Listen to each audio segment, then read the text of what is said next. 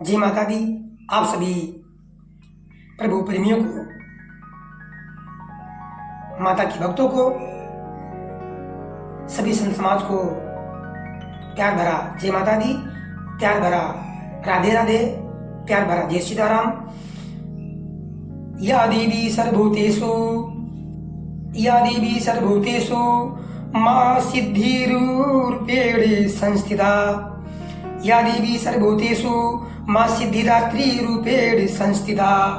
नमस्तेस्यै नमस्तेस्यै नमस्तेस्यै नमो नमः। या देवी सर्वभूतेषु मां सिद्धिदात्री रूपेण संस्थिता। नमस्तेस्यै नमस्तेस्यै नमस्तेस्यै नमो नमः। जो देवी सभी प्राणियों में मां सिद्धिदात्री रूप में विराजमान है, अवस्थित है, उन मां जगदम्बा को, उन देवी को बारंबार नमस्कार है, नमस्कार है, नमस्कार है। आज शारदीय नवरात्रि की 9वां दिन है और 9वां दिन दुर्गा के सिद्धिदात्री रूप को समर्पित है। मां दुर्गा के सिद्धिदात्री देवी 9वें दिन, आज के दिन की जाती है और नवरात्रि का आज अंतिम दिन है। इसलिए मैया से प्रार्थना, स्तोत्र, कवच, मंत्र, ध्यान और अंत में क्षमा याचना अवश्य करना चाहिए। 9 दिन तक जो हम सबसे मां के ध्यान में, जप में कोई त्रुटि हो जाती है, कोई भूल बस अपराध हो जाता है, तो मैया से आज हम सब मिलकर के क्षमा याचना करेंगे और अपने किए हुए जप तप को सिद्ध करने के लिए, सार्थक करने के लिए मां से स्तुति करेंगे। और आइए हम जानने का प्रयास करते हैं कि जो माता का 9वां रूप है सिद्धिदात्री, इनकी कथा क्या है, इनका ध्यान कैसे करना चाहिए, ये मां कौन है, दुर्गा का 9वां रूप सिद्धिदात्री कौन है, इनके बारे में कथा आइए श्रवण करते हैं। सब लोग पूरे वीडियो में बने रहिए। पूरा वीडियो सुनकर ही आप लोग जाइएगा, क्योंकि आज का वीडियो बहुत कुछ खास होने वाला है।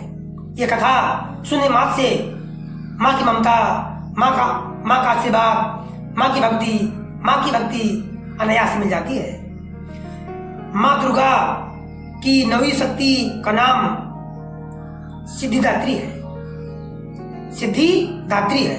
ये सभी प्रकार की सिद्धियों को देने वाली है। नवरात्रि पूजन के 9वें दिन इनकी उपासना की जाती है। इस दिन शास्त्रीय विधि विधान और पूर्ण निष्ठा के साथ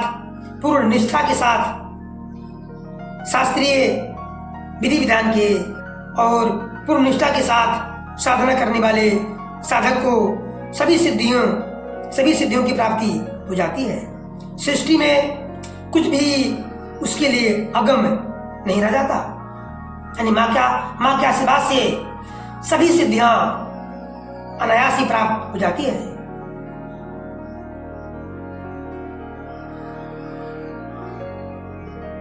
ब्रह्मांड पर पूर्ण विजय प्राप्त करने की सामर्थ्य उसमें आ जाती है। मार्कंडेय पुराण के अनुसार जो 8 सिद्धियां हैं, क्या है 8 सिद्धियां कौन कौन सी है?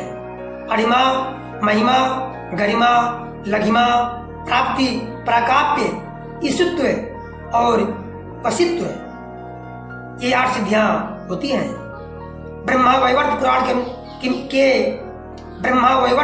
के श्री कृष्ण जन्म खंड में यह संख्या 18 बताई गई है। ब्रह्मा वैवर्त पुराण के श्री कृष्ण जन्म खंड में यह संख्या 18 बताई गई है। इनके नाम इस प्रकार हैं: अणिमा, लघिमा, प्राप्ति, प्राकाप्य, महिमा, ईशुत्व, वासित्व, सर्वकामना, सर्वकामा वसायिता, सर्वज्ञत्व, सर्वज्ञत्व, दूर श्रवण, परकाय प्रवेशम, वाक्सिद्धि, कल्प वृक्षत्व, कल्प वृक्षत्व, कल्प वृक्षत्व, सृष्टि संहार करण सामर्थ्य, अमरत्व, सर्वन्याय, सर्वन्यायकत्व, सर्वन्यायकत्व, भावना और सिद्धि, ये 18 सिद्धि हैं।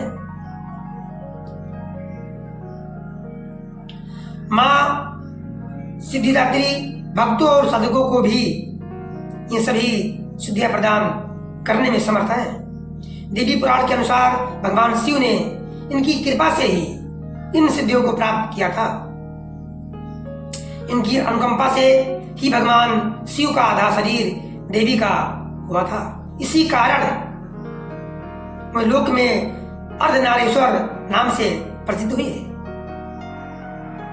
माँ सिद्धिदात्री 4 भुजाओं वाली हैं। इनका वाहन सिंह है।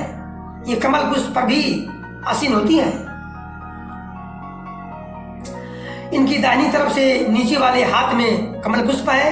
प्रत्येक मनुष्य का यह कर्तव्य है कि वो माँ सिद्धिदात्री की कृपा प्राप्त करने का निरंतर प्रयत्न करे, उनकी आराधना की और अग्रसर हो। इनकी कृपा से अनंत सुख रूप, अनंत दुख रूप संसार से निर्लिप्त रहकर सारे सुखों का भोग करता हुआ वह मोक्ष को प्राप्त कर सकता है। 9 दुर्गाओं में माँ सिद्धिदात्री, 9 दुर्गाओं में माँ सिद्धिदात्री अंतिम है, 9वां रूप इनका है। अन्य 8 दुर्गाओं की पूजा उपासना शास्त्रीय विधि विधान के अनुसार करते हुए भक्त दुर्गा पूजा के 9वें दिन इनकी उपासना में प्रवृत्त होते हैं। इन सिद्धिदात्री माँ की उपासना पूर्ण कर लेने के बाद भक्तों और साधकों की लौकिक पारलौकिक सभी प्रकार की कामनाओं की पूर्ति हो जाती है। सिद्धिदात्री माँ की कृपा पात्र भक्त के भीतर कोई ऐसी कामना शेष बचती ही नहीं है जिसे वो पूर्ण करना चाहे। वह सभी सांसारिक इच्छाओं, आवश्यकताओं और स्पृहाओं से ऊपर उठकर मानसिक रूप से माँ भगवती के दिव्य लोकों में विचरण करता हुआ उनकी कृपा रस पीयूष का निरंतर पान करता हुआ विषय भोग शून्य हो जाता है। माँ भगवती का परम सानिध्य ही उसका सर्वस्व हो जाता है। इस परम पद को पाने के बाद उसे अन्य किसी भी वस्तु की आवश्यकता नहीं रह जाती। माँ के चरणों का ये सानिध्य प्राप्त करने के लिए हमें निरंतर नियमनिष्ठ रहकर उनकी उपासना करनी चाहिए।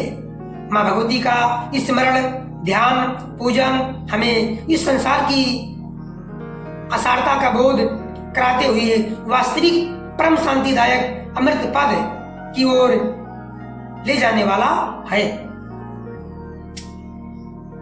माँ सिद्धिदात्री देवी की आराधना से जातक को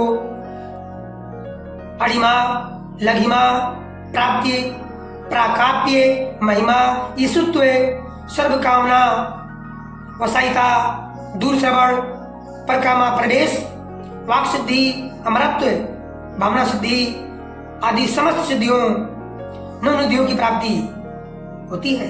आज के युग में इतना कठोर तप तो आज के युग में इतना कठिन तप तो कोई नहीं कर सकता, लेकिन अपनी शक्ति के अनुसार जब तप पूजा अर्चना कर कुछ तो माँ की कृपा का पात्र बनता ही है। प्रत्येक सर्वसाधारण के लिए आराधना योग ये श्लोक सरल और स्पष्ट है।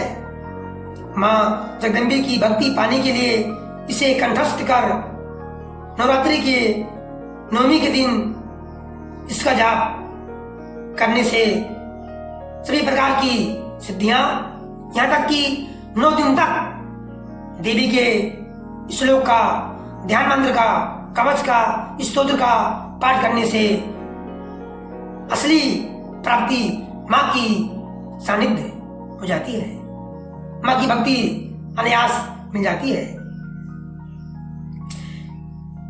या देवी सर्वभूतेषु माँ सिद्धिदात्री रूपेण संस्थिता नमस्तेस्यै नमस्तेस्यै नमस्तेस्यै नमो नमः। हे माँ सर्वत्र विराजमान और माँ का सिद्धिदात्री के रूप में प्रसिद्धि अम्बे, आपको मेरा बार बार प्रणाम है। मैं आपको बारंबार प्रणाम करता हूँ। हे माँ मुझे सबको, हम सबको अपनी कृपा का पात्र बनाओ। ये माँ दुर्गा का जो 9वां रूप है सिद्धिदात्री की कथा है और अंत में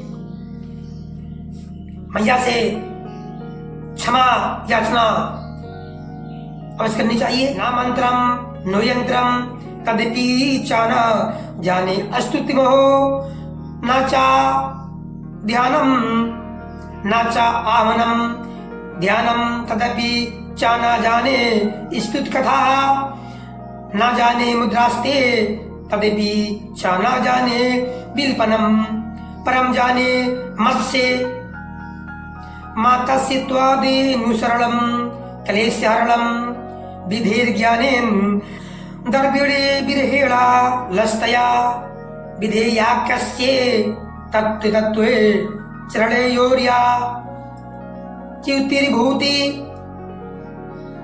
तदेतते क्षन्तव्यं जननी सकल उद्धारिणी शिवे कुपुत्रो जायेते क्वचिदपि कुमाता न भवति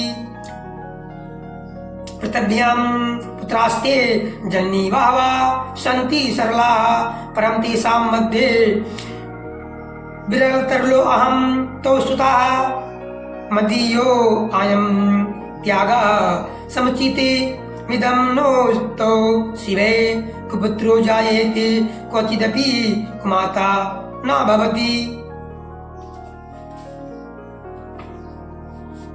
हे माँ मैं न मंत्र जानता हूँ न यंत्र, अहो मुझे स्तुति का भी ज्ञान नहीं है, न आवाहन का ज्ञान है न ध्यान का, स्तोत्र और कथा को भी जानकारी नहीं है, ना ही तुम्हारी मुद्राएं जानता हूँ और ना मुझे व्याकुल होकर विलाप करना ही आता है। परंतु एक बात जानता हूँ कि बस तुम्हारा अनुसरण, तुम्हारे पीछे चलना, तुम्हारी आज्ञाओं का, आपकी आज्ञाओं का सच्चे मन से मानना, आपकी इच्छा अनुसार चलना, जो कि सब कलेशों को, समस्त दुख विपत्तियों को हर लेने वाला है, सबका उद्धार करने वाली हे कल्याणमयी जगदम्बा पराशक्ति। मैं पूजा की विधि नहीं जानता हूँ, मेरे पास संपत्ति का भी अभाव है, अज्ञानी हूँ, मैं अपराधी हूँ, मैं स्वभाव से ही आलसी हूँ तथा मुझे ठीक ठाक पूजा का संपादन भी नहीं हो सकता। इन सब कारणों से तुम्हारे चरणों की सेवा में जो त्रुटि हो गई हो, जो भूल चूक हो गया हो, जो जाने अनजाने में अपराध हो गया हो, उसे जगदम्बा, हे पराशक्ति मैया, हे दुर्गा मैया क्षमा करना, क्योंकि कुपुत्र का होना संभव है किंतु कहीं भी कुमाता नहीं सुना गया, कहीं भी कुमाता नहीं होती। पुत्र की गलती करने पर भी माँ अपने पुत्रों की गलती को ना देखते हुए पुत्र की हमेशा रक्षा करती है। हे माँ, हे जगदम्बा, इस पृथ्वी पर तुम्हारे सीधे साधे पुत्र जो तो बहुत से हैं, किंतु उन सब में मैं अत्यंत चपल तुम्हारा बालक हूँ। मेरे जैसा चंचल कोई विरला ही होगा। हे शिवय, हे जगदम्बा, हे पराशक्ति, मेरा जो ये त्याग हुआ है ये तुम्हारे लिए कदापि उचित नहीं है, क्योंकि संसार में कुपुत्र का होना संभव है किंतु किंतु कहीं भी माता को माता नहीं होती। पुत्र भले ही अपराध करते मां के साथ, लेकिन मां अपने पुत्र पर क्रोध कभी नहीं करती है। ये मां का ममता का विशेषता है। इसलिए आप सभी भक्तों से निवेदन है कि ये पूरी कथा सुनने के बाद मां से क्षमा याचना, क्षमा प्रार्थना अवश्य करें। पूरे 9 दिन तक जो आप लोगों ने ध्यान जप, कवच का पाठ, स्तोत्र का पाठ कुछ भी किया हो, दान पुण्य कुछ भी किया हो, सबके लिए क्षमा याचना अवश्य करें और मां के चरणों में सब कुछ समर्पित करते हुए स्वयं को भी समर्पित कर देना चाहिए। इससे मां प्रसन्न होती है। मुझे उम्मीद है आप सभी लोग मां की भक्ति, मां की ममता, मां का प्यार दुलार समझ गए होंगे कि मां किस पर कृपा करती है। यदि वीडियो अच्छा लगा हो तो लाइक अवश्य करिए, कमेंट में जय माता दी, राधे राधे अवश्य लिखें। यदि चैनल पर नए हैं तो सब्सक्राइब अवश्य कर ले, दोस्तों में शेयर भी करिए, अपने भक्तों में शेयर भी करिए। जय माता दी, प्रेम से बोलिए राधे राधे।